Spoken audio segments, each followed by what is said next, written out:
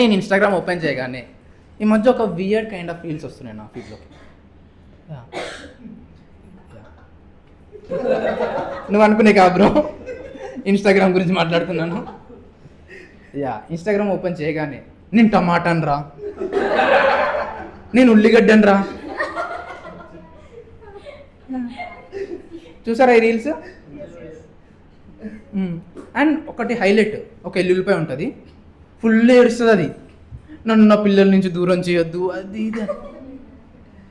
అందరు పిల్లలే ఉంటారు, హస్బెండ్ ఉన్నాడు దానికి, అండ్ ఫుల్ ఏడుస్తుంటుంది అది. నాకు ఈ మధ్య అది అన్నీ చూసిన తర్వాత వెజ్ తిన్నా అంటే భయం వేస్తుంది. పాపం వేస్తుంది నాకు వెజ్ మీద, జాలి అనిపిస్తుంది వెజ్ చూస్తే.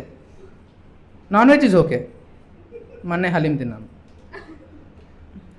అండ్ మనకేంటంటే వెజ్ తినే వాళ్ళు ఉన్నారా? వెజ్ లవర్స్, వెజిటేరియన్స్,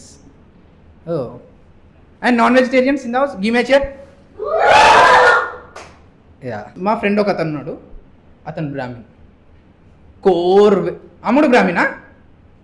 మీకు తెలిసి ఉంటుంది అయితే. కోర్ బ్రాహ్మణ్, మామూలు బ్రాహ్మణుడు కాదు. నాన్ వెజ్ అస్సలు తిన్నాడు, దాంతోపాటు ఉల్లిగడ్డ కూడా తిన్నాడు. యూ నో దట్ పీపుల్ ఉల్లిగడ్డ తినరు. నేను అడిగాను, ఎందుకు రా ఉల్లిగడ్డ తినవు అంటే, మేము ఉల్లిగడ్డను కూడా నాన్ వెజ్లా కన్సిడర్ చేస్తాం.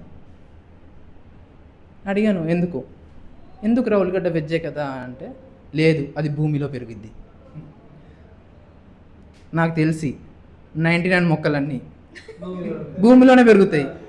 నేనెప్పుడు చూడలేదు గాలి నుంచి ఒక చెట్టు మొలవడం.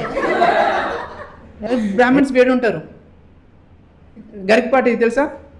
మొన్న ఒక ఇంటర్వ్యూలో చెప్పాడు, గుడ్డు ఎందుకు పెడతారు స్కూల్లో, గుడ్డు తినేసి వాడు శోభనం పెళ్లి కొడుకులాగా ఫీల్ అవుతాడు, పడుకుంటాడు.